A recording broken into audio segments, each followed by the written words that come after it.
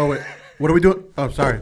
No, but that's for later, bro. Can't do Sorry. that. You can't do that. Sorry. Like that's like you're like getting called like a Zoom meeting, dude. Sorry You're about getting called like a Zoom meeting. Yeah, get the tissue. Put the tissues away. Just run the thing. They know. I'll run it.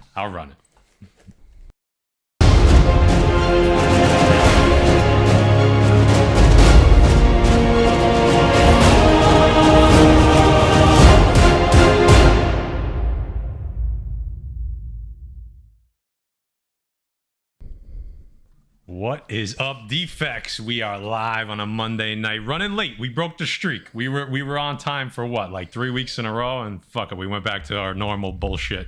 Being late. You knew that wasn't gonna last. Yeah, come on. And look, Jay's not here. Shocker. We love you, Jay. He'll be back next week. Don't worry. Butch is coming back. But we do have a special guest, which I think will be very defective, just like us. So don't worry. We are good to go here tonight. So I know we're going up against college basketball. A lot of people messaged me tonight. They're like, dude, I'm going to watch the rewind. You understand? Of course, dude. You got to do what you got to do. If you're live here, hey, listen, we appreciate you. If you're watching on the rewind, we love you too. Don't worry about it. So, quick lineup. Before I do the lineup, though, I can't forget to say what up to the Cougine. Guy Forge, what's up, brother? Haven't seen you. Hey, how's it going? Yeah, I mean, I feel like when like you spend like 3 days together, 2 days together, and then like I don't see you all week. I'm like, you know what? I miss my cousin a little bit. Listen, but, I haven't you know seen what? you It's good. now. It's good to share the screen together. So we are here. It is Monday. I mean, I was excited about this from last week when we talked about who we're gonna have on. Obviously the tissues were ready, so I threw them to the side. We'll save them for later. I'm not gonna put you guys through that, but it's very exciting. Let's just put it at that. I wish Jay was here with us, but he's taking care of some stuff. So we're good. We're ready, and let's get it started. What's up, Defects? Very Gary saying, hit that thumbs up. Should we just hit him right out the gate? Yeah, go ahead. Throw it out there. Just hit him right out the gate. Gary, Gary's got the channel. He likes to say, hit the thumbs up. Here, we like to say, smash that like button.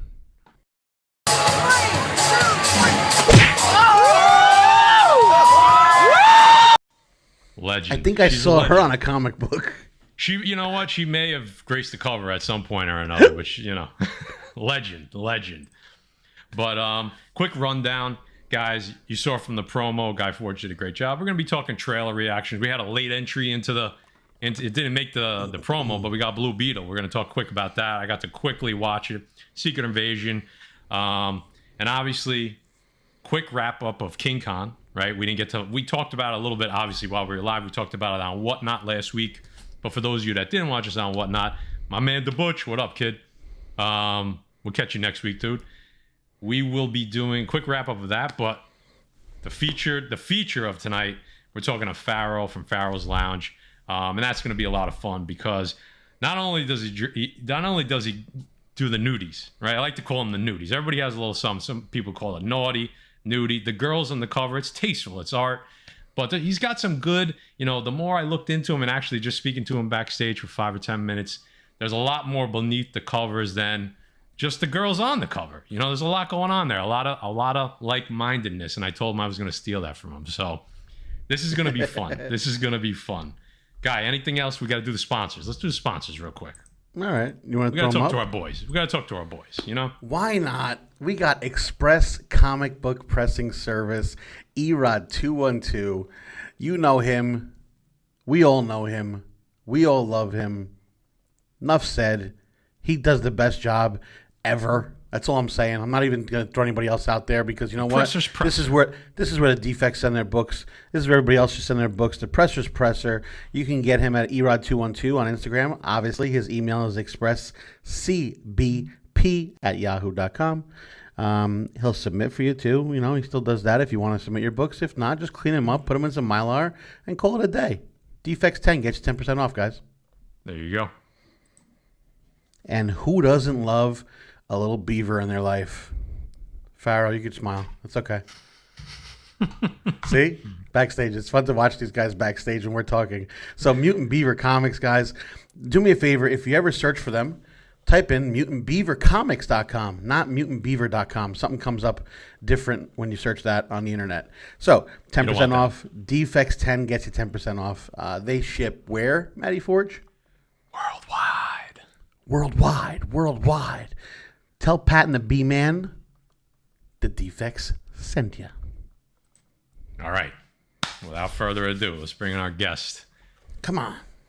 There he is, Faro from Here he Faro's is. Lounge. What is up, my friend? Appreciate you being here tonight. What's going on? I wanted to yell out, if I wanted him dead, you idiots, I would have killed him back on Mars. I wanted to come in with the Cohagen line. There you go. Just jump up from the chair and lean in. Perfect. You're going to fit right in here. You're going to fit right in. I like it already. So, appreciate you jumping on with us, taking the time, hang out with us a little bit.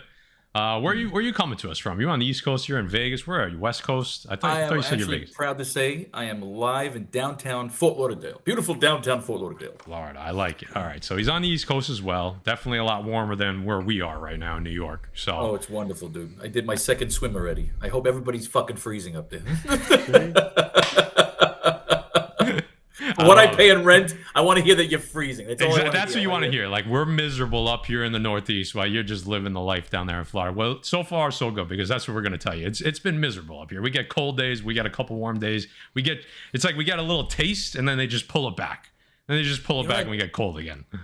I just remember I'm going to college in upstate New York, and I'll never forget, when there was snow on the ground, you didn't really mind because you get drunk, you let snow, you jump in the snow, whatever. But I remember you'd walk outside and there was no snow. It would be like February. There was no snow. It's just a cold, biting wind.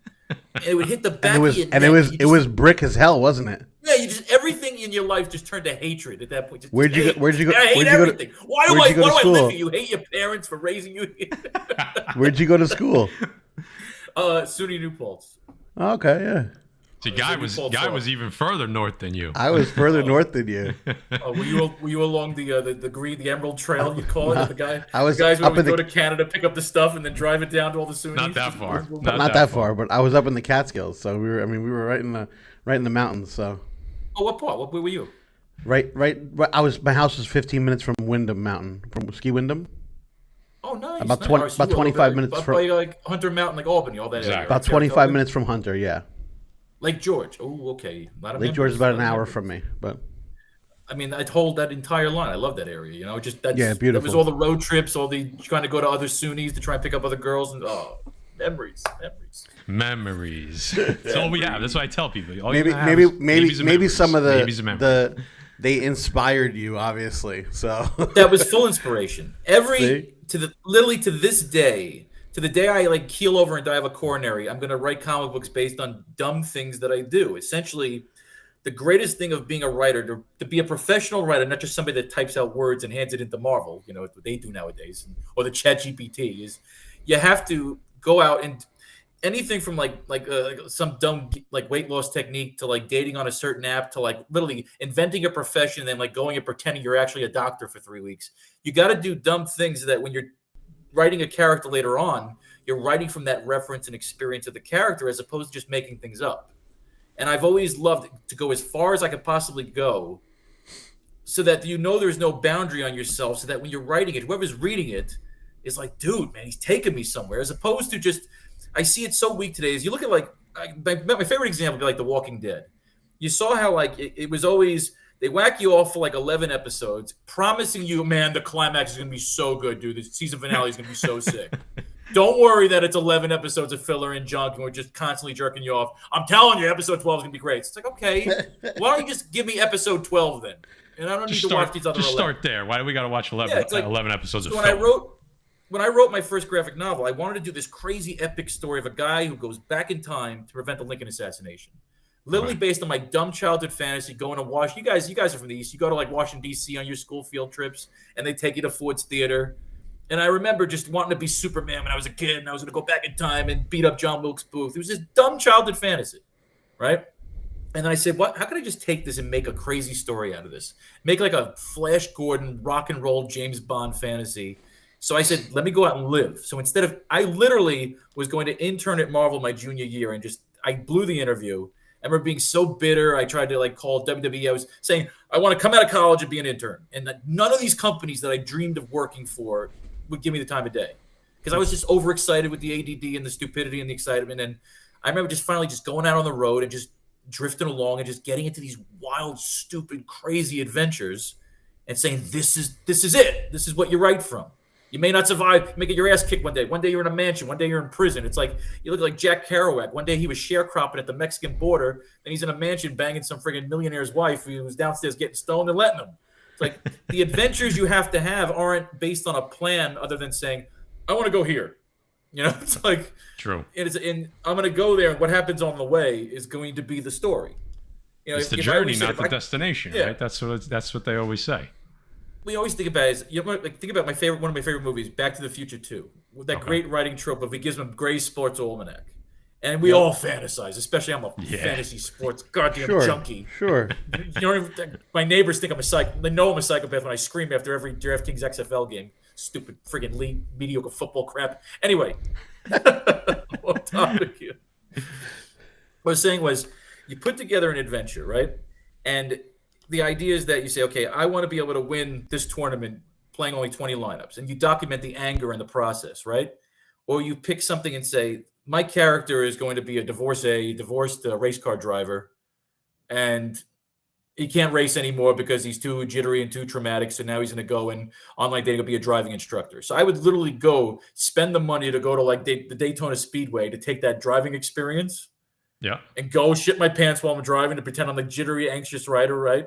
And then go and become a driver's ed instructor, which is probably one of the most miserable jobs they have in the world.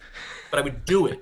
Just to get the goddamn story. Just to get that story. But this is exactly where you see the difference of you experiencing something, which allows you to take it in yourself and then let it out and show people how it happened, why it happened, what it feels like. Take them through the story, drag them through the dirt because you did it. Like this is a difference. This is where good writing comes from. I mean that's it's a writer is found out. A writer is always basically sold out through his dialogue. Again, we were talking about this. I could turn around and I see with I go to every Comic-Con I can go to, and I walk through Artist Alley, and I put my sunglasses on because I don't want to make eye contact, and I just inspect. And I look and I watch the artists and I watch the writers, and it really is. It's like you're walking in like a puppy shelter, like trying to pick out you're picking out a dog.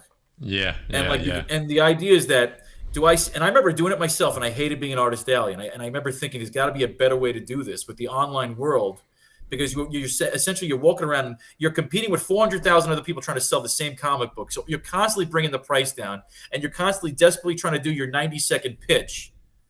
And you're not selling your story. You're just trying to sell the book. I'll sell the product. You're already in like a submissive position. And I always said is that essentially that's telling me about you and your story. The writer, I'm looking at the writer. If you're jittery, then I have no confidence in your story. Why am I going to invest $10-20 in buying your number one issue if you ain't going to be around for number 2, number 3, number 4? You know what you're doing. And that seems to be happening a lot, especially in the majors right now. We were talking about new comics. It's And that's the hardest thing is you think about guys like you and guys like me who we love comic books.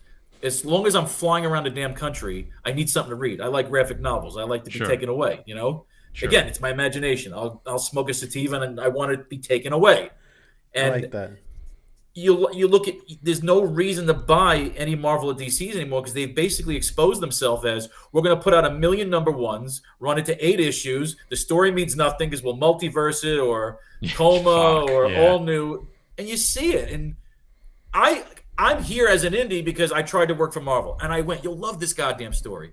They put out this manifesto in every one of their like writer guides, and it said, what does a writer have to do? Like, it's easy for an artist. You submit your art. If they like your art, they bring you in for pages, right? Mm-hmm. Writers, it's impossible because, again, we're coming out with weakness unless you're the artist yourself or unless you have a team. So what does it say in this Marvel manifesto for Boston Comic-Con? We're looking for writers who can show they've already worked with a team, have a few indie sales under their belt. Like they're saying it's like they want you to walk in with an amateur belt over your shoulder already. No problem. Okay. So I learned about Kickstarter. And I learned how to do that and eventually got my ass kicked on the first one. Literally, a stranger gave me advice to do. Your idea is hysterical, but your pitch was very unprofessional. So why would anybody believe in you? And boom, it hit me, a stranger. So I went for like 2 months. I had no life. I taught during the day. I bartended at night. Whatever jobs I had to do, took every dime.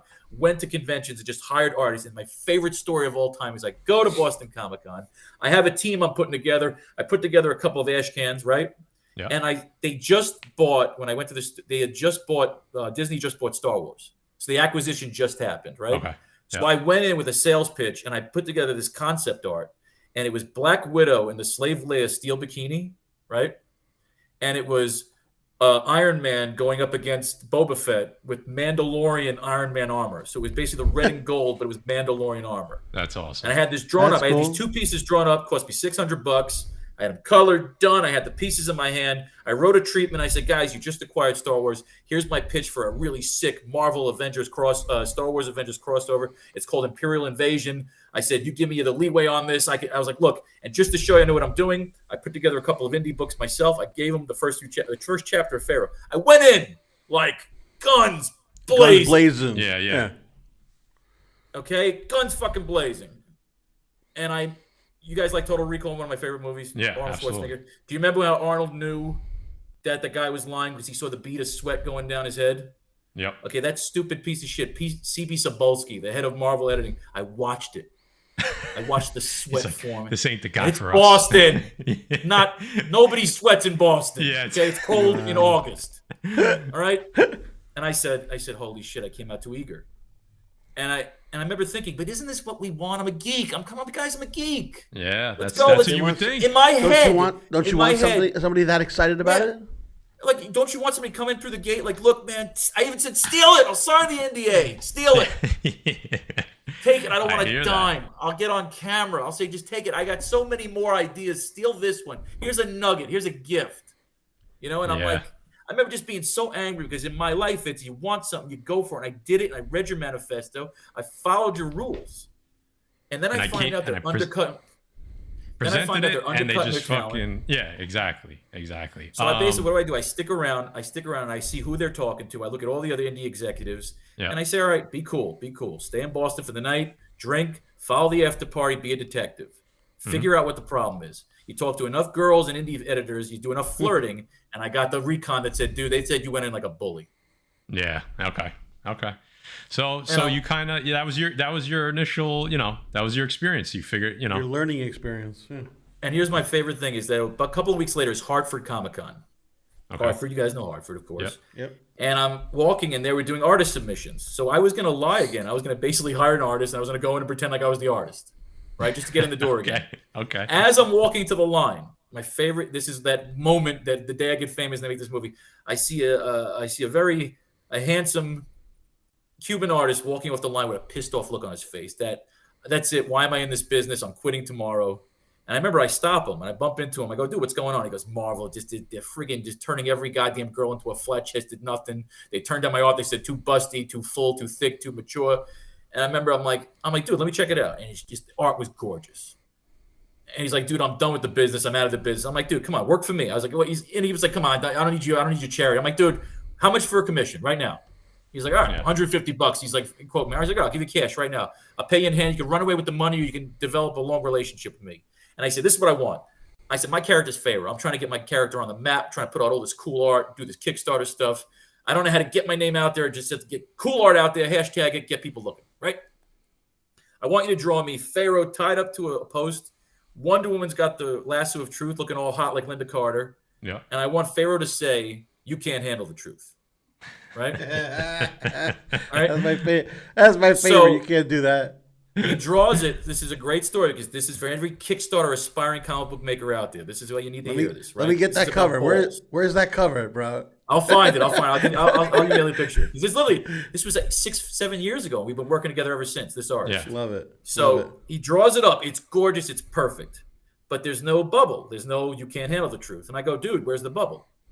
He goes, I don't know. I think it makes it too comical. And that's the point. I said, dude, you making this art, it's nice. I could sell it for a couple $100. You adding that bubble, I could get thousands of people that giggle to look at my stuff, get a laugh, get a sale, get a look.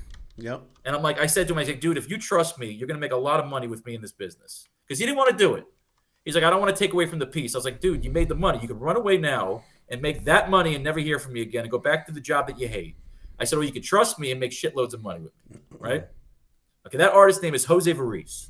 And I know he does a lot of your covers. Yeah. And he put the damn thing on there and I flipped it for $800. That's awesome. Okay, That sounds like When I a use villain, the art- a villain origin story if I ever heard one. I love it. I love it. Because- and now his Kickstarters, you want to get mad? You want to get mad? His Kickstarter books, when he puts out a cover, he makes more than me. Yeah, listen, but So- like you said, that's what you wanted, though, right? Because you wanted to forge a relationship, and it sounds like you did.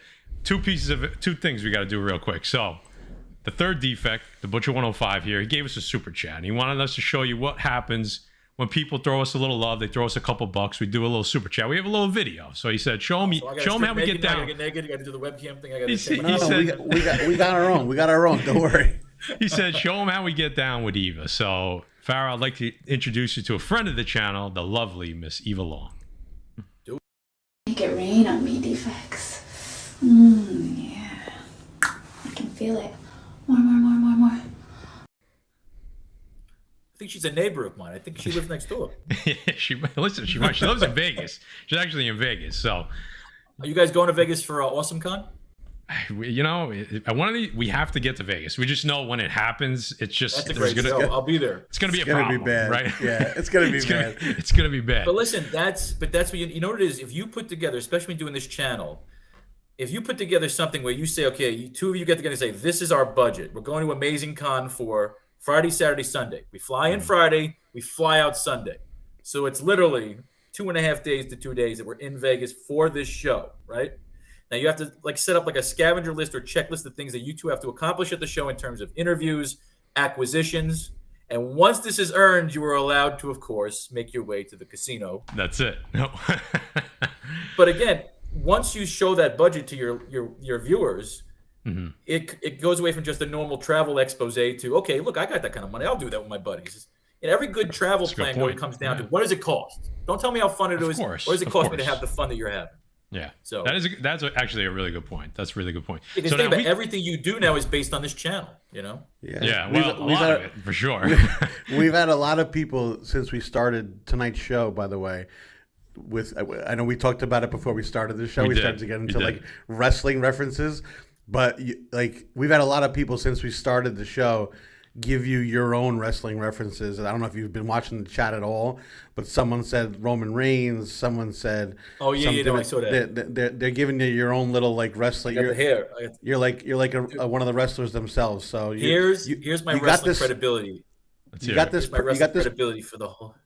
Yeah, you got this persona, my man. Like so, you got this character that you are Tribal yourself, Chief. which is really cool. See, so we like that. Well, here's my wrestling credibility because it's WrestleMania month. So I have another Kickstarter I'm launching this week, and we always do a limited edition cover. Now, besides Vegas, that I'm going to at the end of this month, right before Vegas is the Calgary Expo. It's like the big show up in Canada, Canada. Okay. and I'm going up there. It's literally a couple of days before the Vegas show. So I'm literally going to Calgary, then flying down to Vegas from Calgary. Right? Wow.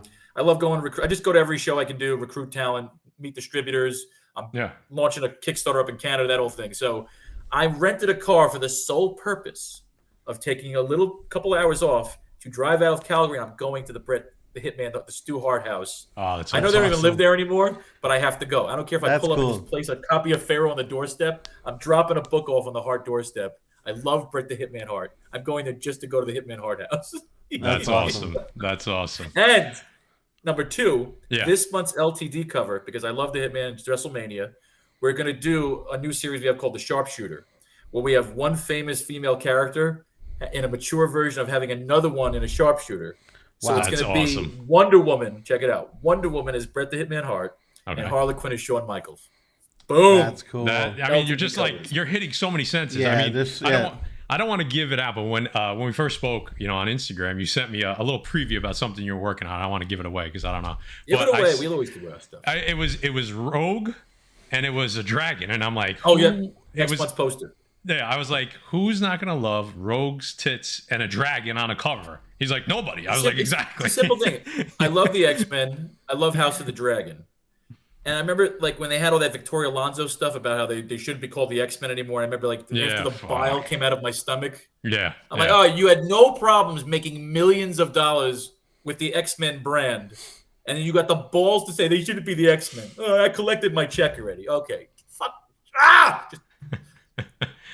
I get revenge in my comic books. I make You the do, characters you in my do. comic books. I get And you know revenge. what? We hit the ground running here, and we didn't really give the elevator pitch of who Faro is and what Faro's Lounge is. So you want to tell them a little bit about like just kind of like that quick overview. I mean, they've gotten to know you over the past 20 minutes, but now you're we talked about the villain origin story. Now you're the comic book writer. You're your own publisher, correct? I mean, Faro's Lounge is published, and you have artists that work with you. You do a ton of art. I'm going to show some of it as we go here, but if you want to just give, I mean, I probably just gave some of it away, but just kind of give a quick 30-second overview of what Faro's Lounge does.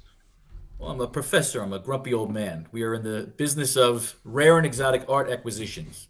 And I've been a writer my whole life. But I just figured out the best way to get paid for it was putting out comics and putting out coffee table art books. And we're also going to be putting the art on jeans.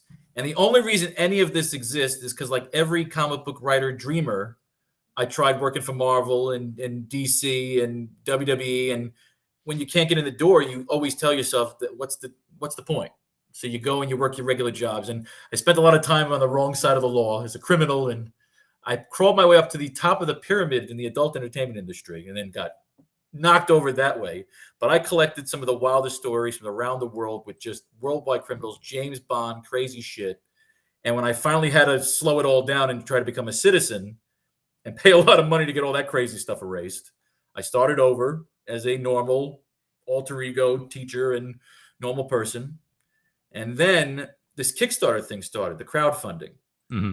And I started looking into it. And all of a sudden, instead of being a middleman, hoping and praying that somebody buys your script or Dark Horse buys your script or this one buys your script or this indie wrestling company will let you come and book for them, finally you can go and put it together yourself. And I did it lazy. I put up a couple images. I told a quick story, made a cute little video. I sold like 3 copies. I didn't get funded. And I was like, God damn it, what am I doing wrong? And I just finally said, treat it like anything else. If this is a dream and they're letting this happen, then take it seriously. So I studied crowdfunding and basically had no life. I drank espressos. I started hanging out at this coffee tea bar in like Boca Raton with all these cute little college chicks. Well, as I noticed, as I was writing and working, like I said, teaching was my prison yard time.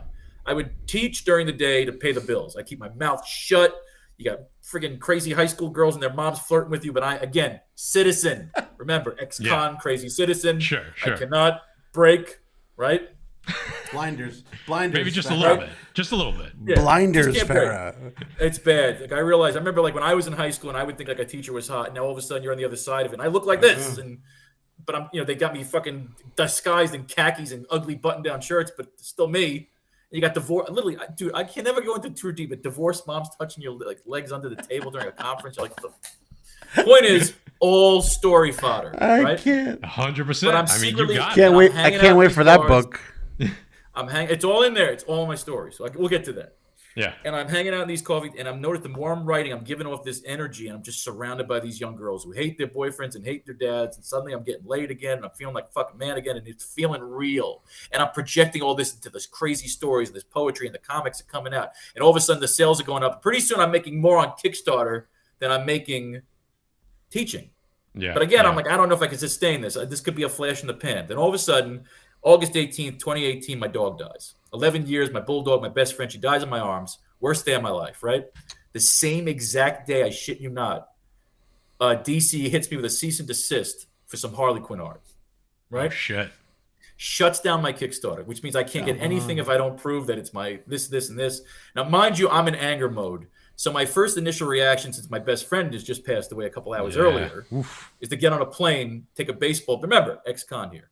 Take a baseball bat to the fucking DC legal office and just take my revenge that way, right? So just like you called him up and you said, Monday morning I'm coming in there and I'm gonna bash your fucking head in.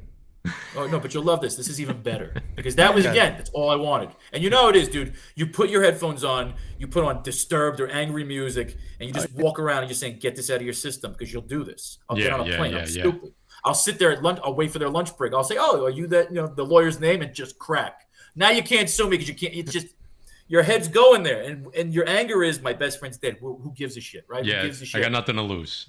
Yeah, but then the craziest thing happens, right? I sit down, and again, I have to do a conference call with like the DC legal team and Kickstarter reps, and I'm just trying to keep it cool. So I'm smoking, I'm hitting my oil pen, I'm getting nice and jacked up and stoned to keep my cool, right? And I'm just typing because I'm waiting to hear from them. So of course they're taking their time. So I just come up with this crazy story about me and my dog Spirit going through the 9 circles of hell and Dante's Inferno and the 9 circles of the 9 planets. And I write the sickest goddamn story ever. And I'm tears running down my eyes as I'm writing. I'm like, I've always preached that an artist, a true artist, bleeds onto the page. As a writer, as an artist, whatever's going on in your life, if it bleeds into the page, it's worth it that it happened because it's making money for you now.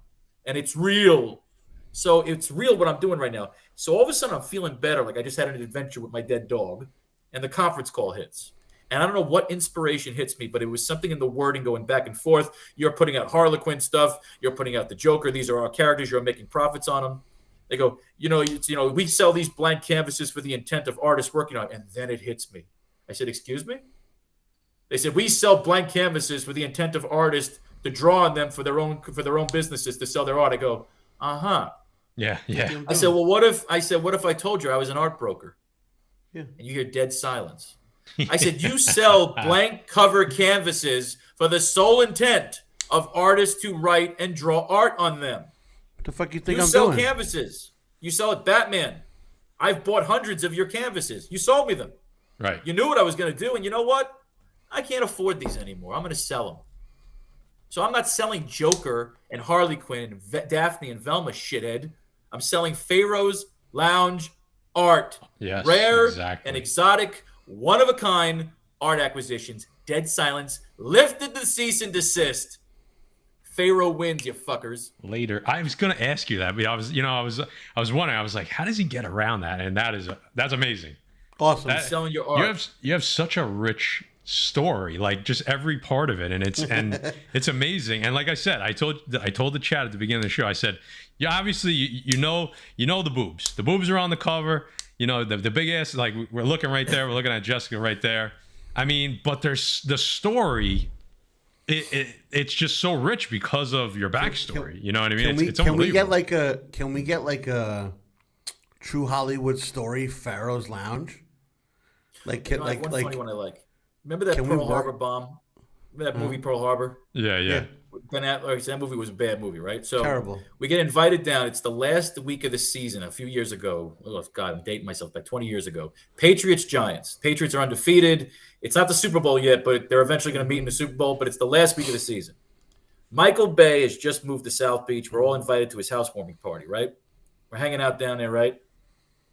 There's a whole thing going on down there. There's all this cool shit, but it's just, hot girls hanging out, people looking at his cool shit. He's showing off all his stuff, right?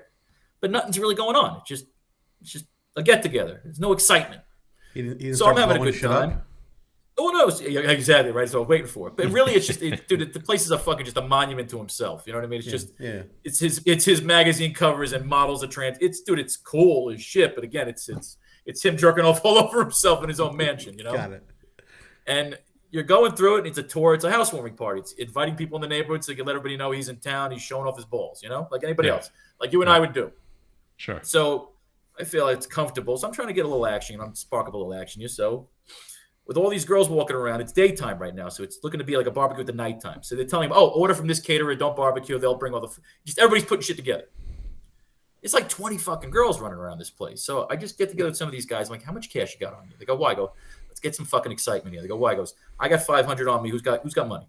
And we start collecting cash. So I eventually get about $4,000 collected from all the guys chilling out. Because when you walk up to guys in front of the girls, they can't skimp.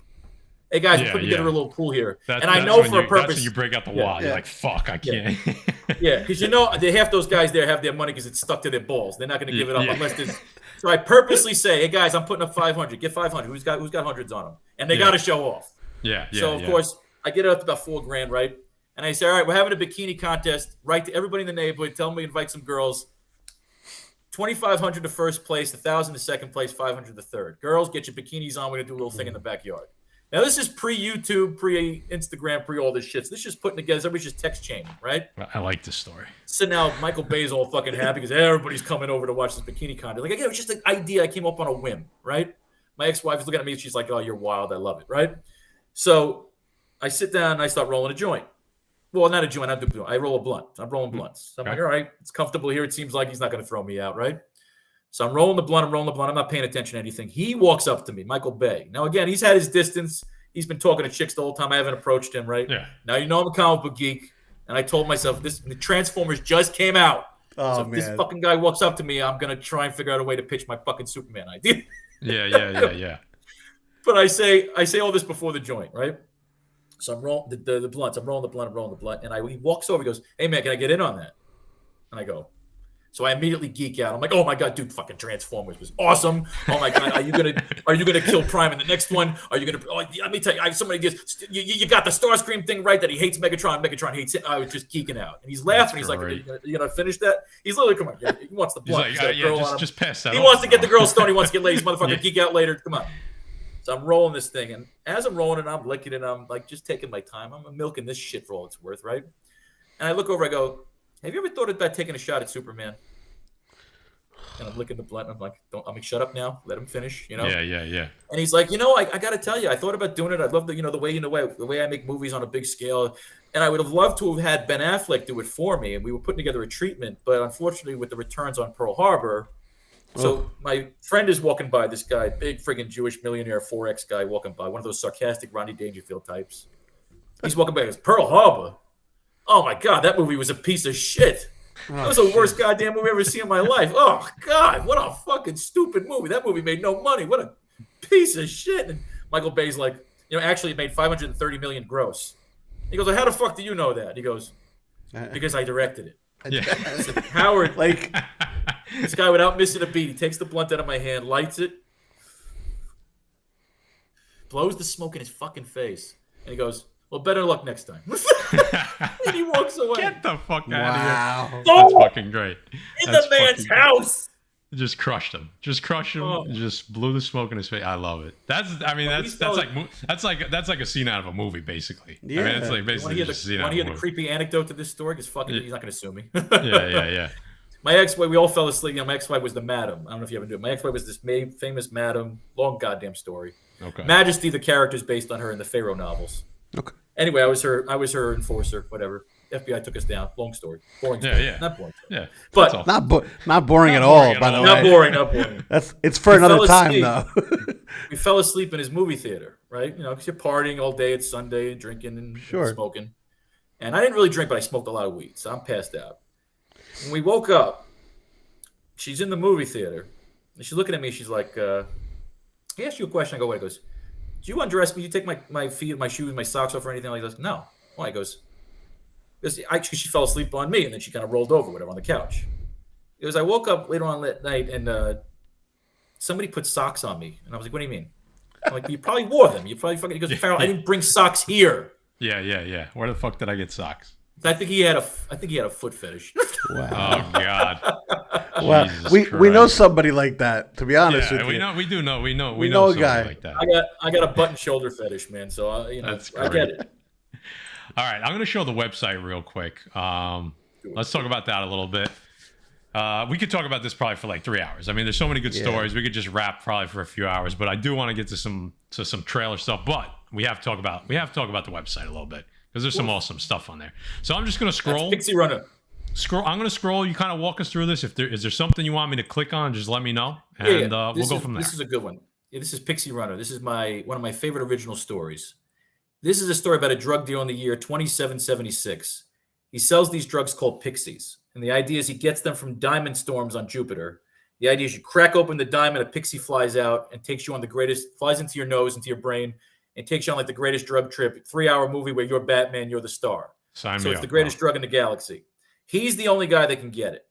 What he doesn't know is these pixies that he's releasing are like from an ancient society of sorceresses that are trying to escape their prison on Jupiter and are trying to take over the whole universe and basically destroy all the men, Because the idea was that it goes back to like the muses of ancient Greece when like guys like us would be stuck on a story or a song or a painting, how we'd beg to the muses and they'd come down from the heavens and bang our brains out and we'd be inspired the next day.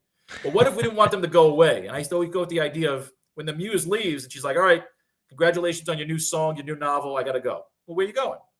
"I got to go, dude. I got to go help the next guy." "Well, fuck the next guy. I need you to stay here. I got to write a sequel." So I wanted to play off that mentality of like, you ever fall for like a girl and like you have a great weekend together and there's something inside you that says, "I don't know if this is going to last. This was probably a fling." Yeah. But there's part of you like, "God damn it, I want to hold on to this." So I wanted to put that into a drug. It's like a And muse. I said, okay, yeah. So the drug is a muse, but their ancient muse is trying to escape. So after that 3-hour hallucination is over, they get sucked back into Jupiter. So they're trying to use this drug dealer to escape. And the idea is that's one of the backstories. So the idea is that he takes along this little girl on this road trip from friggin' Mars to Neptune to drop her off. And she doesn't know that she's part of that race. So it's this, I'm trying to write this like Game of Thrones type of story taking place in our solar system. And that's Pixie Runner. And we're 5 issues in, and man, it's so much fun because I get to just go completely off the leash. I go to the aquarium, I get stoned, and I pretend it's Neptune, and I just write about water battles and pirates, and it's me having fun. And the idea is you come up with a really hot cover, so the cover collectors will come in there and pump up the numbers, and you get the readers in there because they're seeing the cover collectors. Your brain is fucking awesome.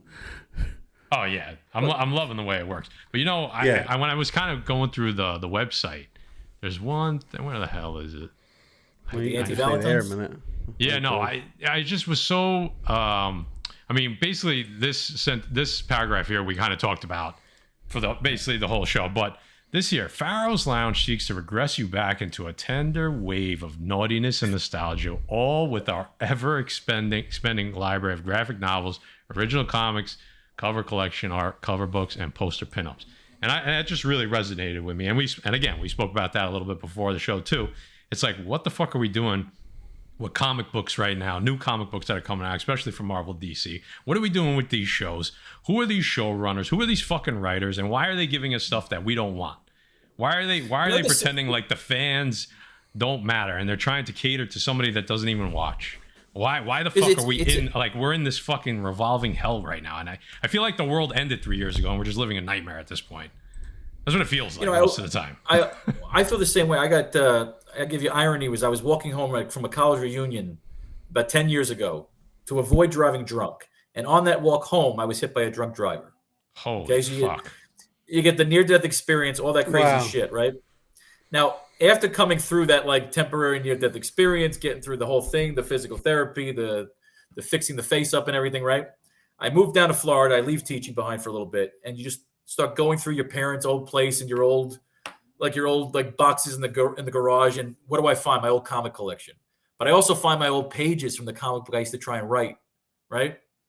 And all this stuff hits you in the face, and then you say, can I do this? So you walk in, and I always say, what would happen if you weren't reading comics for 10 years and you just walked in? Like my local store is Tate's. I love Tate's.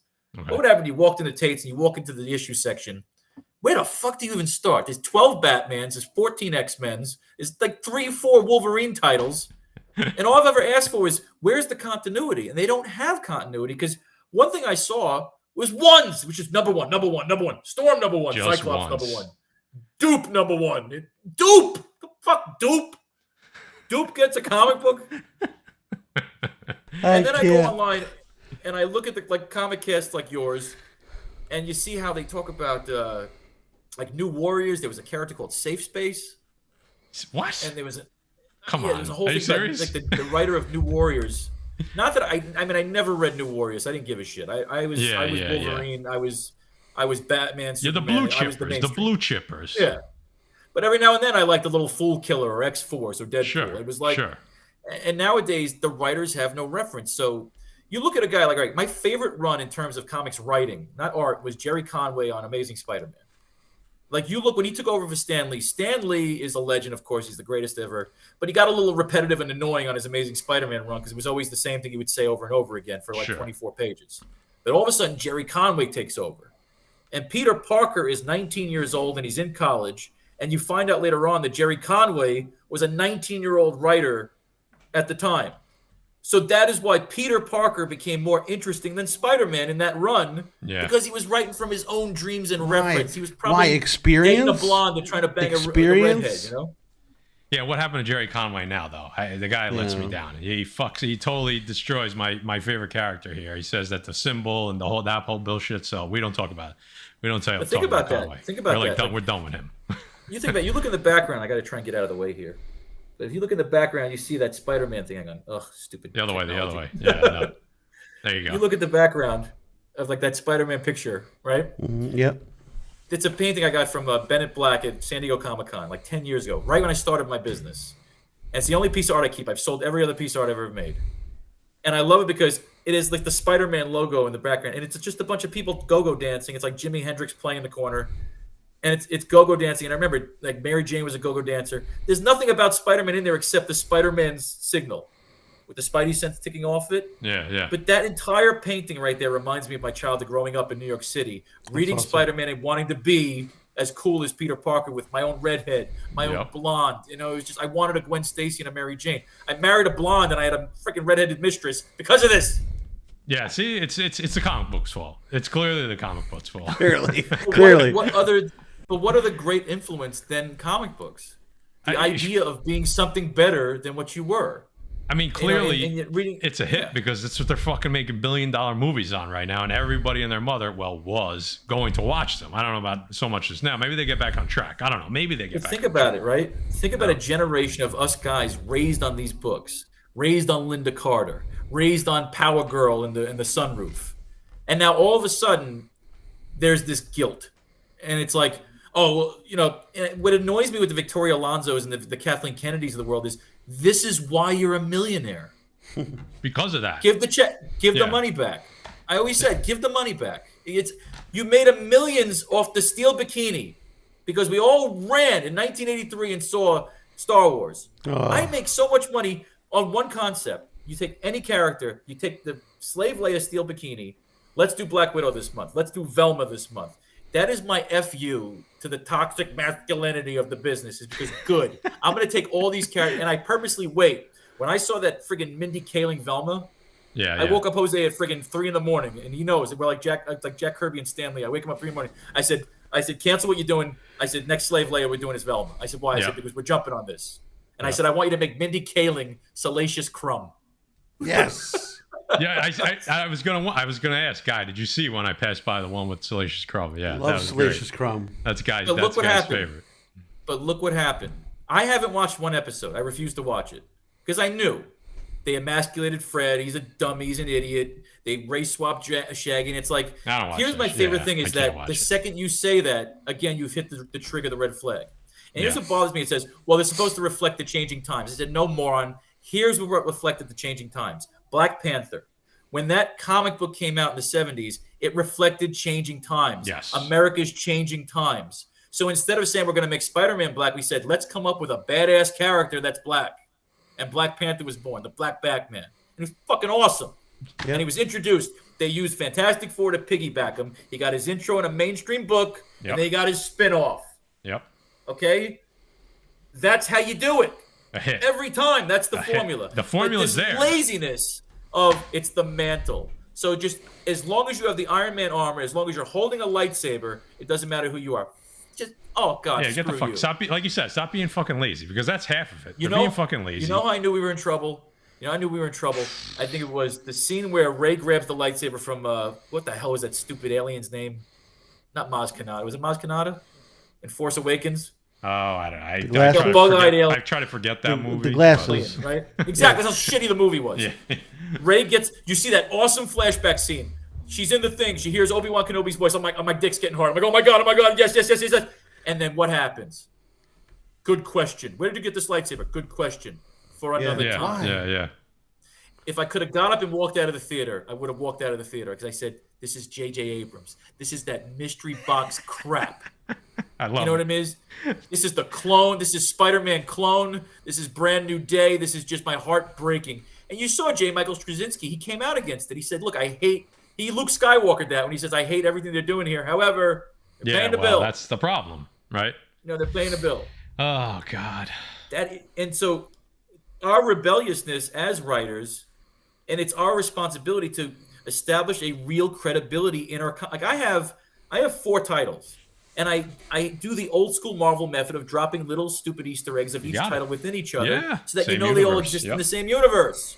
And that was what I loved about Marvel was that when I read an Amazing Spider-Man, how they did a reference to X-Men, I'd go buy that X-Men. That's how hardcore I was, and now I wouldn't know where to start because look what they did to the God Butcher. Look what they did to that great storyline. You don't want to talk about that. You don't want to talk about that here. Yeah. You don't want to talk about that here. And here, think about it. But here's where DC should totally jump them. They should bring Christian Bale back as a Batman villain. Bring him back as Clayface. Yeah. You could do it. Oh, dude, he could Nicholson that. Bale is one of the greatest actors ever. He's a nut job. See, He's played Batman already. You want to make a splash, it. James Gunn? Go get Christian Bale. Announce him as Clayface. Bring him back. Guy Forge is saying it. He's saying James Gunn's going to change the face of this whole thing. And I hope he's right. You saw the video, right? He thought maybe Black Adam. He thought maybe it'd be Black no, Adam. No. I explained that Black Adam was going to ruin everything. So people took it the wrong way, but it's fine. That was the reset. That was the reset. Yeah, now James Gunn's vision.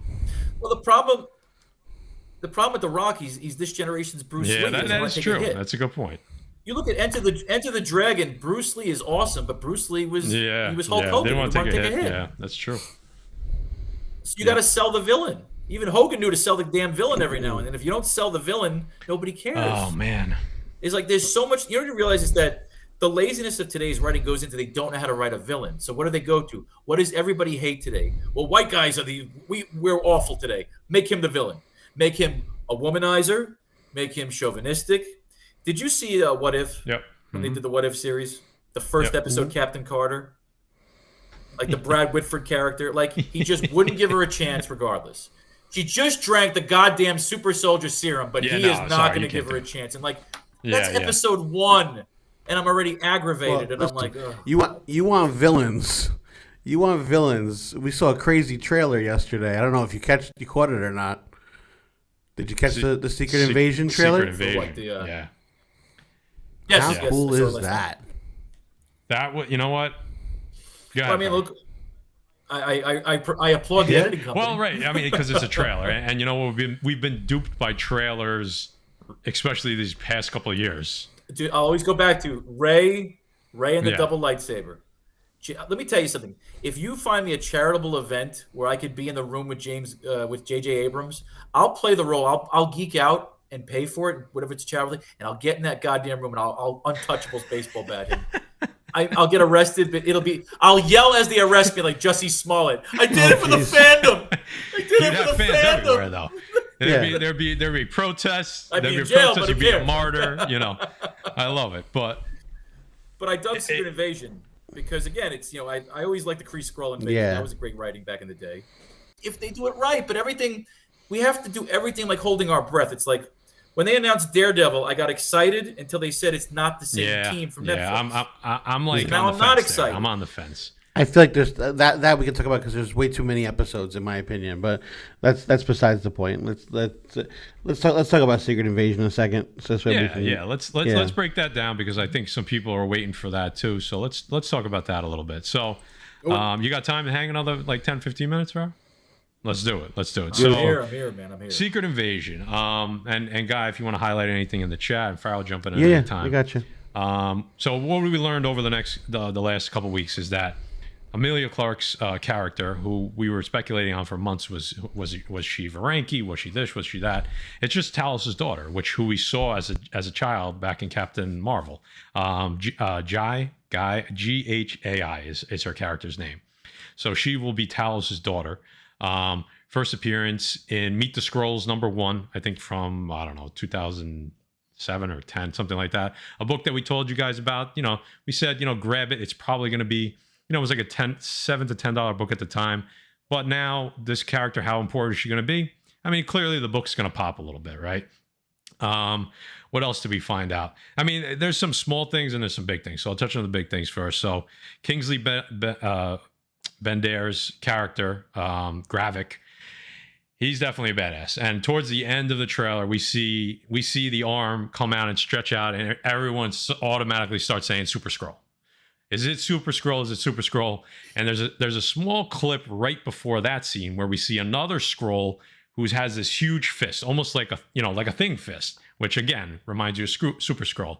So clearly, we know Super Skrull, Fantastic Four.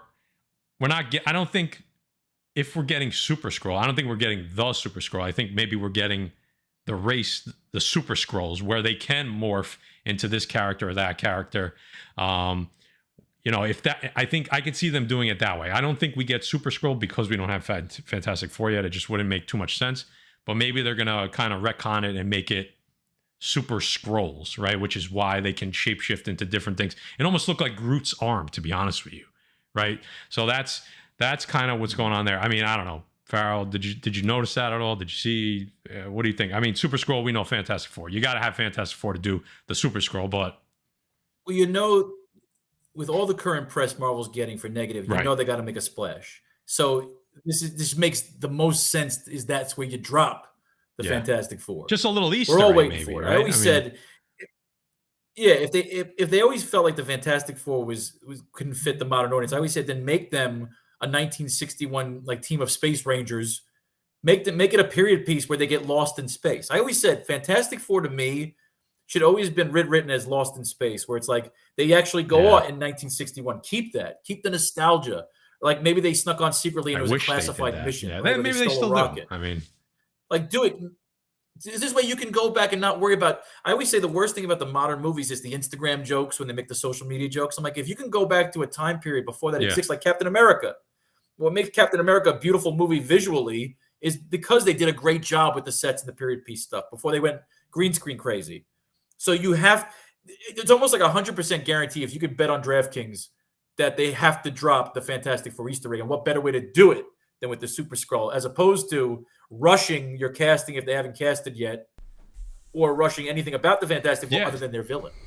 You get that thing fist, it's clobbering time. Yeah, I know. The internet's going to lose. Maybe like you said, maybe that's the... So they need that. They need that right now. That's like literally signing Peyton Manning when you're the Broncos to get everybody. But maybe that's the Easter egg. Maybe it's not the Super Scroll, but it's just that's the type of scroll. Now all of a sudden you have Super Scroll. It's right. a Super Scroll. So I mean, guy. But I always said you should have make the Fantastic Four Lost in Space. There's still a chance. You have the launch, do everything comic book accurate. Everything's comic book accurate. They launch into space. It gets sucked into that cosmic storm, but the cosmic storm is a friggin' multiverse portal, whatever. And then you can just have them. They don't even have to. You can finally get a team of writers that are not locked into the credibility and continuity of Marvel's current shitstorm. You can almost reset. That's from there. the big R. The big R. They need a reset. They need it. They really do. But do you know how in my twisted fantasies, because I'm rooting for James Gunn. My fantasy is to run DC. I want to be the Kevin Feige of DC because I would stop making movies because you can't compete with Marvel in the movies. I would literally go to HBO and say, look, I'll give you 3 Game of Thrones type series rotating. Gotham City, Themyscira, Metropolis. All right, I'll give you the Trinity. Give me the goddamn budget. I saw you gave it to Game of Thrones, so I know it exists. And literally you have 3 rotating shows every year. And literally that's your movie set. Then every now and then you put together an epic movie when the 3 shows are on hiatus and you got this build up. You have your army and audience. You remember when it was epic event television when you got together at a bar to watch it on a big screen? That's what they could have had. Fuck movies. The problem you have at movies is that you automatically feel the need to sign celebrities so that you're pumping your budget and now you have to deal with their attitude and their bullshit. And what you'd rather have is I'd rather have a reality show where you're bringing in athletes and friggin' actors and training them to be Batman and almost letting the audience at home learn to see them get developed into the suit. This way, when you release the movie, the fan base is already there. They did that in phase 1, 2, 3, right? They brought in actors that weren't very well known besides RDJ, who was basically untouchable at the time. And do you remember how excited you were for the Avengers when the first time they were all together because of that build-up? Slow burn. You're like, holy shit, I saw that movie and I saw that movie, and now they're all on screen. And again, you have RDJ, and he sold it. He was so cool. You wanted to be Tony Stark. You know, he almost was, essentially, right? He had that life experience where he could bring a little bit of that into that. So, speaking of the Avengers, they basically told you, no Avengers. Nick Fury saying, Samuel L. Jackson basically said, no Avengers. Are we happy about that? Good. Yeah. You got that right out in the trailer. Are we happy about that? Is that the right move here? Because this is supposed to be a big event. This is supposed to be the big Disney Plus event. So, Guy, what do you think? I think it is because this is where the turnaround comes. I mean, we have to start somewhere. So for them to say where are the Avengers or there are no Avengers, good. Bring these new kids in. Bring these new guys. We've been building this up a little bit now. Now is when you got to turn that table and let these kids shine and see what they can do with these franchises. I hate to say it. Yes, RDJ was the man. But we're past that now. We're past that. We can't bring that back. He's not coming back. Whether he comes as an AI, great. I love his voice. Keep him in there somehow. But we need these new characters. We need these new kids. We need this new generation to kind of do something. And I hope they can run with it. Well, ask yourself this question. There was a time when they realized that Sean Connery was not going to want to play James Bond anymore.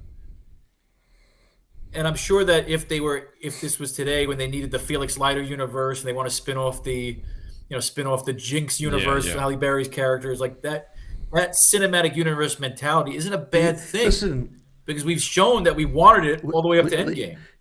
It really comes down to, you see, like, it's not, thankfully it's a smart move because there's no more of this trailer bait of no Avengers. So good.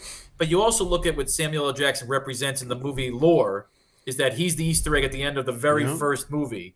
He is the way it should always be done. You make the complete movie, then in the after credits you drop your Easter eggs. You don't Justice League Dawn or whatever. Because you know who he is?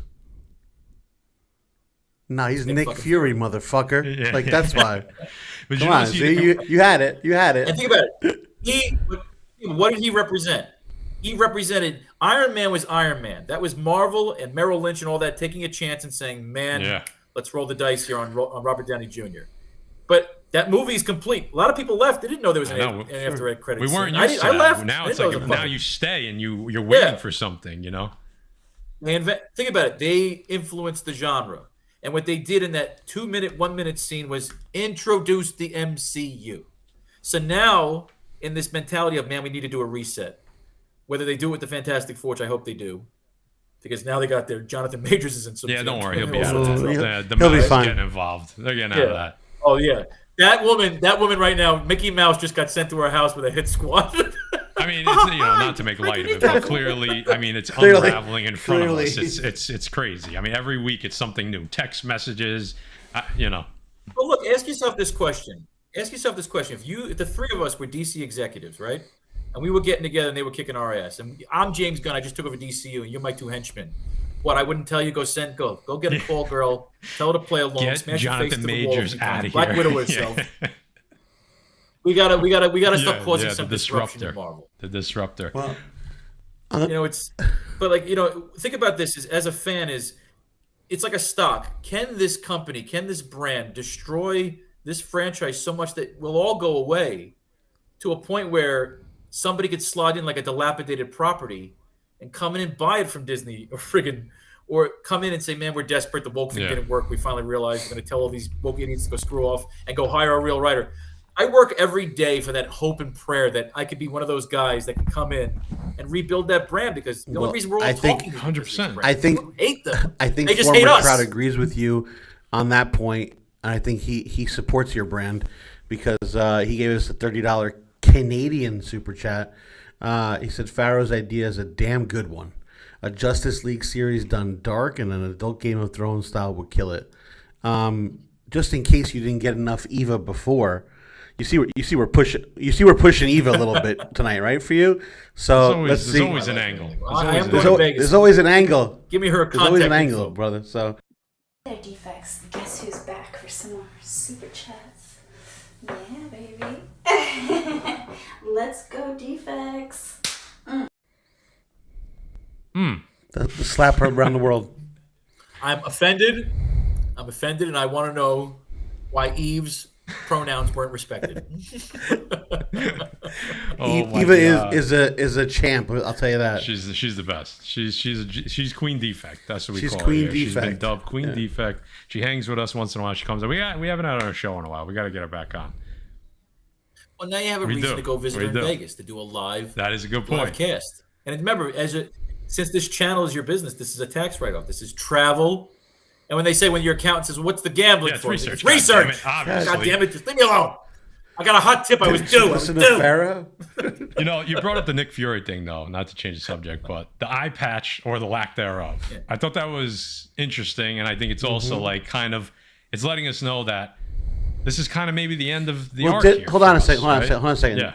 Didn't he burn it with the rest of the stuff in the last one when he walked out?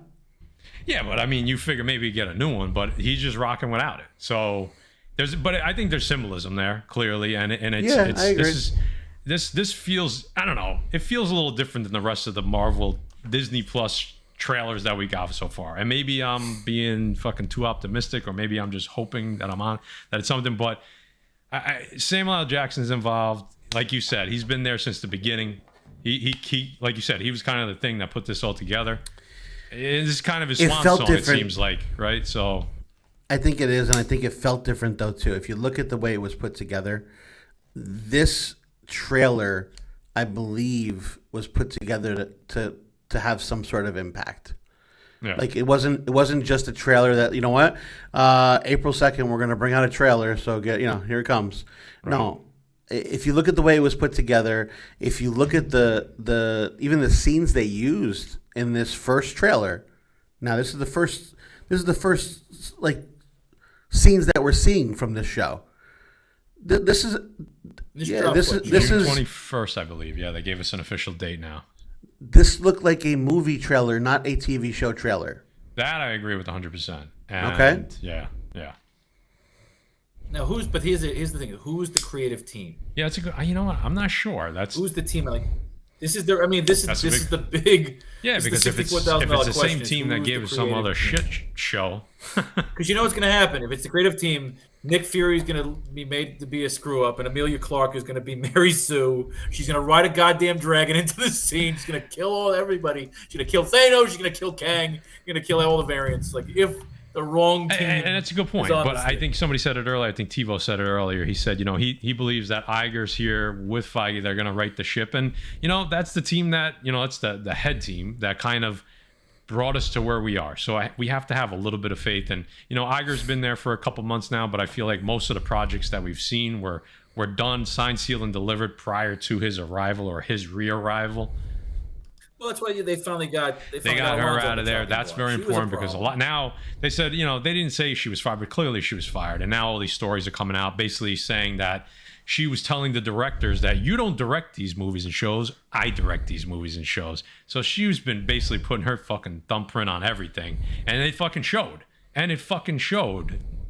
She lost me the day she put the X-Men shit. I watched all those shows attack us and say that we were man babies for being mad. I said, no, here's why I'm mad. Don't take a stand after you have the millions. Okay, you're automatically a hypocrite. No matter what, you're a hypocrite. Look, I hate fantasy football, but I'm on DraftKings every day. Why? Because I'm a hypocrite. It drives me insane. It launches my blood pressure through the goddamn roof. Yeah, but I love it. I know. So I'm a hypocrite. The point is, so look. If anything, we're talking about it. It was done for this purpose, to get us talking. They want us back. This is the first olive branch. Look, we know this piece of shit was a problem. She made her money, but she's not going to be out in the street tomorrow with her wife and with a dog. She made her money. We can't stop that. Kathleen Kennedy made her money. That's why we all keep saying, you made your money. Can you do us a favor? You don't like this franchise. You used it as a goddamn soapbox. Go home. Go get a hobby. You should. Yeah, get a new one. Go get a hobby. Go make feminist movies. Do it. Nobody's going to go see it, but go make them. Here was the problem. They got mad at us. It's like your girlfriend saying, you never want to go shopping because I think it sucks. Here's my wallet. Go. Here's the credit card. Go buy something nice for yourself. But I want you to go with. I don't want to go. No. I want to stay home. Yeah. Play Madden. Put on DraftKings. So it's. Are we getting a sponsor tonight, like from DraftKings? Because we mentioned them like 17 times. Yeah, we should get a little sponsorship. I mean, come on. Junkie. Goddamn junkie. But think about it. It's literally. It's like you looked at like the Charlie's Angels reboot. Elizabeth Banks was like on there guilt shaming. I've been dragged to enough guy movies. Oh, good for you. You're an idiot. You didn't have to go. You could have said, go with your friends. You went because you love your boyfriend and you wanted to please him. Okay, maybe your stupid boyfriend, if he wanted to please your dumb, stupid, walking friggin' mouth, he would have gone to the stupid movie. But you know what it is, Faro? And it comes down to this. And honestly, you could make a movie about anything. It doesn't have to be what we saw in the past. You could bring in female characters, strong female characters. I honestly don't give a shit. You better fucking write the shit out of it, though. You better have some good motherfucking writing. you better have a good story, or you're going to lose everybody. And that's what they did. They've had horrible, and we talked about this on the channel ad nauseum at this point, but the writing has been so bad. So it doesn't matter what you're writing about. I mean, it does to an extent, but if you write it well, you're going to capture the audience. If you write it like shit. But think about what you just said. Think about what you just said is that it's like they keep thinking it's this the attack is we're chauvinists. No, we're heartbroken because we got excited and we tuned you in. Gave us a fucking shit sandwich. Okay, you look at it like they look at it as we tuned in just to hate it. It's like you out of your mind. I have so many better things to do. It's fucking crazy. And watch something because it's bad. It's like your heart breaks when like they with that, what was the line? Oh, somehow Palpatine returned. I remember you sit there and you go, somebody got paid money to put that line in. You know, and you get mad as a fan because you're like, you know what? I watched this when I was a kid. I made a girlfriend's dress up in the steel bikini. I had the pajamas. I bought the C-3PO cereal. You piece of shit. Somehow Palpatine returned. I've been waiting for this for the longest time, and this is what you do? Yeah, exactly. It's like, and to stand, you know, what bugs me is we're raised as children our whole life to be honest. Don't lie to your parents. Don't lie to your friends. And yet this entire industry is built on this sugarcoating where we can't get together and say, this bitch failed. Yeah. They handed her Star Wars. She says, well, they don't have the canon that Marvel has. Bitch, you had an expanded universe and you said it doesn't count. You automatically alienated your audience day one. And then we all said, as an audience, we said, okay, the expanded universe doesn't count. They must have something cool. And then you start thinking to yourself, okay, Jon Favreau, he's making The Mandalorian. He made Iron Man. Obviously, he's going to be a part of this team. And then J.J. Abrams is brought in. And then there were a lot of us that saw Force Awakens, and they were like, well, it was okay. It was a reboot. Yeah, it was okay. It's not horrible. They set some shit up. I was mad about the line, but I said if he pays it off, I'm in. And then they go, okay, we're going to bring in Ryan Johnson. I remember thinking, Ryan fucking Johnson? Looper? All right, I'll go see Looper. Is that Looper? Yeah. Yeah, and then I saw Looper, and I love time travel. So I saw it. It was a cool flick. But I'll be honest, Blunt, this isn't. So we're okay. Yeah, this isn't. Yeah, this isn't that Captain Hindsight shit. This is me literally saying after watching Looper, going, "All right, that was cool, but why does this guy have a Star Wars movie? Yeah, like why do they hand this guy? Like why? I kept on thinking as this is what 10 years ago at this point. Not what 8 years, whatever. Yeah. I just remember the first thing I thought was, why not Favreau? That's the guy, right? That's Thank you. Iron Man. Your fucking guy. Thank you. Or even Steven Spielberg. You're going to tell me you couldn't get Spielberg to do it? I mean, he'd probably say no, but the point is, why wasn't the approach made? Why aren't you getting established? George Lucas, Empire Strikes Back was directed by his film professor. He deferred. He said, look, I had a bitch of a time making Star Wars. I barely got that shit out. My wife fucking edited the thing for me. I need help here. You taught me how to make movies. He literally said, I have the vision. I need you to stand behind the camera. He deferred. And we all get it if you make a good movie, but they came in with that Last Jedi, and it was this attack on guys. When that Admiral Holdo with fucking Laura Dern, that wedding, that fucking evening gown. First of all, if they're escaping the resistance, why is she having a party that would constitute a fucking evening gown? And then why is she in the evening gown and becoming the general or admiral, whatever the fuck she is? Yeah, I love it.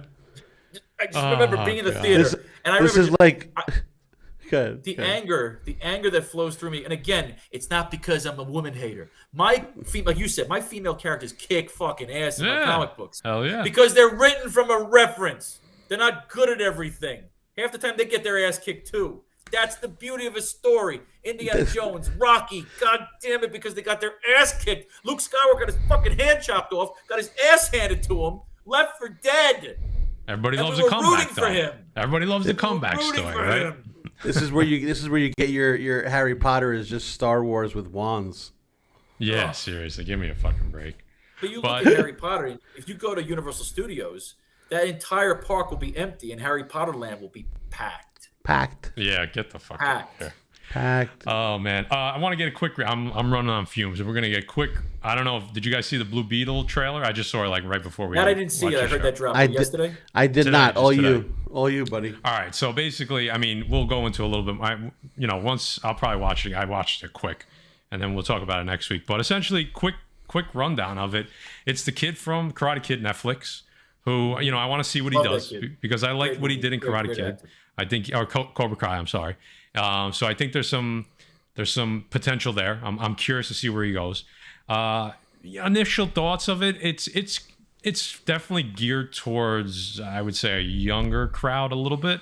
I was sitting there watching it with my girlfriend, and she's a big comic book fan movie, and she kind of was like, "That's kind of dumb," and I was like, "Well, I don't know if I would say it's dumb, but I also wasn't super excited about it."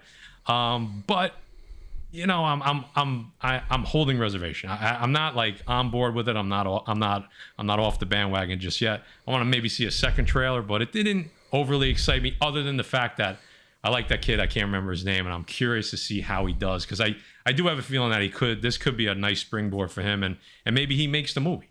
You know, so well, it's good faith in that he's coming off Cobra Kai, which is such a great show. And listen, where are those writers? Why are they not writing? I mean, smart. They've had me since episode 1. Nostalgia, the writing, baby. The twists, yeah. The comedy, the humor. That is great. Writing. Dude, they turned that shit upside down right in front of you. That's not fan service. And that you had no entire show idea. was based on. They knew the material. They loved those movies because they had so much fun. And they knew what the fans wanted to see. They knew what the fans wanted to see. Yeah. Oh, Mike Barnes. They brought back Mike Barnes. I'm like, dude, you made me like Mike Barnes. You made me like Mike Barnes. Well, what's funny is we all were watching that, like almost writing in our heads what was going to happen next. And like, and it happened, because it was like, they were so in tune with what the fans wanted to see as Karate Kid fans. You know what I mean? So you have good faith now. That kid's coming off positive energy. That's what I'm saying. So that's why I was that watched Cobra Kai will see it if they're not into Blue Beetle. So that's what I'm saying. That's why I'm like, yes. You're going to see his confidence. Yeah. You're going to see his confidence level, which I think you can see too. Yeah. Here's your problem. We just saw what happened with Shazam. And there's a taint. There's a taint right now on pre-gun DC properties. And I mean, I'm going to see it because I like the kid and I want to support 100%. The kid. I'm going to see it because I like the kid too. If enough of us are like, you know what, regardless of the politics, again, who's the creator? It all boils down to you already got me because the kid. I like the kid. Yeah. And it's not connected to Marvel. And right now, DC hasn't destroyed me with their woke shit yet. So I'm still rooting for DC. I'm rooting against Marvel, which I hate. But I'm rooting for DC. Well, because you want them to be better, right? You want them to be better, so you got to root against them. This is now, and I hope everybody gets this. I hope everyone as old as me and gets the comparison. This is WCW and WWF. This is the Monday Night Wars. Oh, hell yeah, dude. Love Absolutely. It. Okay? And remember, there was a time where the WWF was garbage. When it was Duke the Dumpster Drosy and the Hillbilly wrestlers, and they had to change it. They had to get Stone Cold and Bret the Hitman Hart and the Heartbreak era, Kid. Baby. Yeah. Okay. Are we there? Are we going to be there in comics? Does it have to plummet so low, right, in the comic book part of the brand, where people literally are not buying the comic books anymore? They think about shutting the damn doors like they did in '91 and gave away Spider-Man and X-Men. And remember, then they were at a low. They were bankrupt. They lost McFarlane. Image destroyed them. Then they got back up. So the point is that we're on a downswing, but can we be in positions of power so that when the upswing begins, it's done right? You get this Cobra Kai, Daredevil, Netflix-style storytelling. Instead of just putting a damn celebrity in a suit, letting them push their stupid message, and then cattle prodding them to be on Jimmy Fallon pushing the message. You know, and I don't know where we are, man. I wish I knew. You're not. We are right now. We're going to know in the next 2 years, both DC and Marvel. Well, here's what it is. Here's where I speak for the indies. Yeah. Enough people support. I'm not saying you support every single indie, but do enough time to go to comic book conventions and make it a purpose to buy at least 1 or 2 indie books, not for charity, just to say we need to be covered, because you have guys out there who have collected hundreds of thousands of dollars worth of comic books in their garages, in their storage lockers, in their homes. It's the same thing like a stock. They can't allow the comic book business to become so tainted that characters like Wolverine and Superman or Batman are worthless.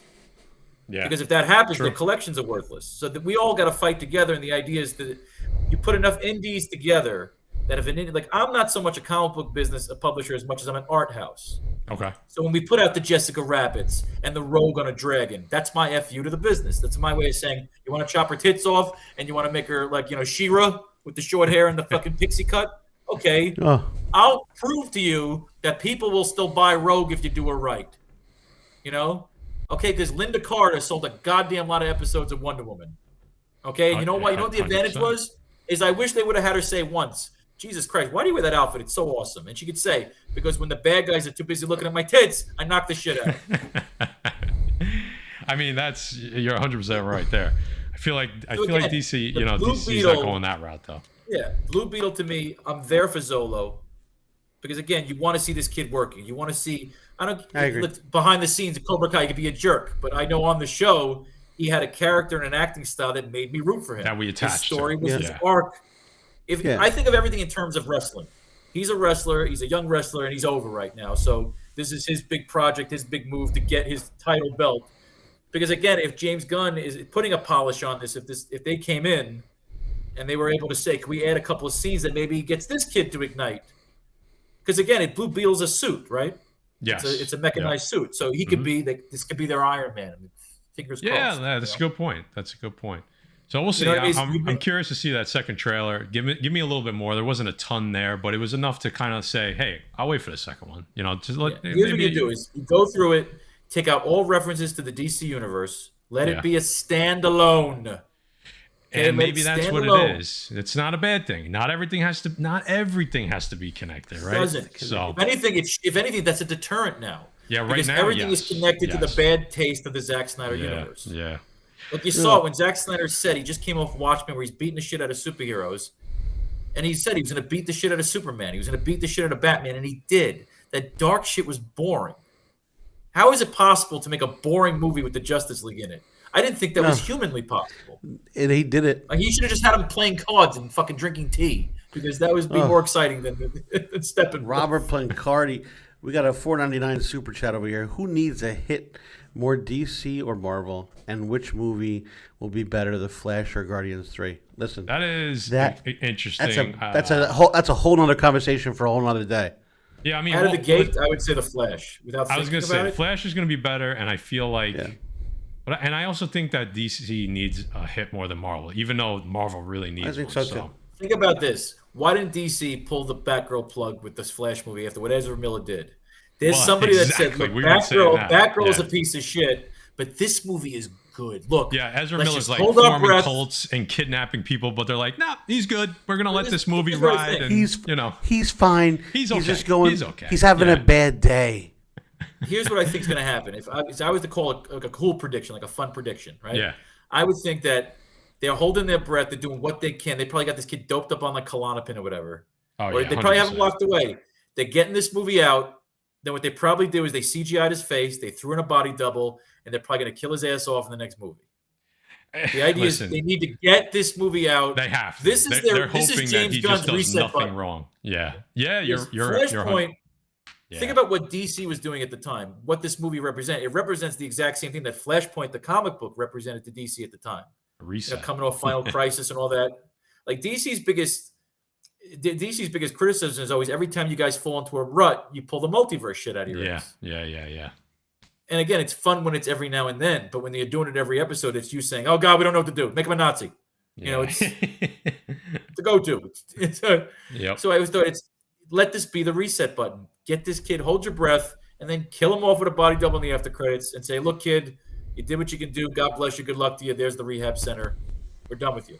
We made our money off you. You got rich off us. We got rich off you. Goodbye." Look, the Ultimate Warrior, when he went through the curtain at SummerSlam, Vince McMahon handed him a check and said goodbye. See you later. Get the match in the ring. The people paid to see the Warrior and Hogan take on the Sergeant Slaughter and these guys. Get him backstage. Give him his check. All right, get out. That's what I think. That's I think. It. I like it. I like it. Well, speaking again now, I think we're at pretty much a hard stop.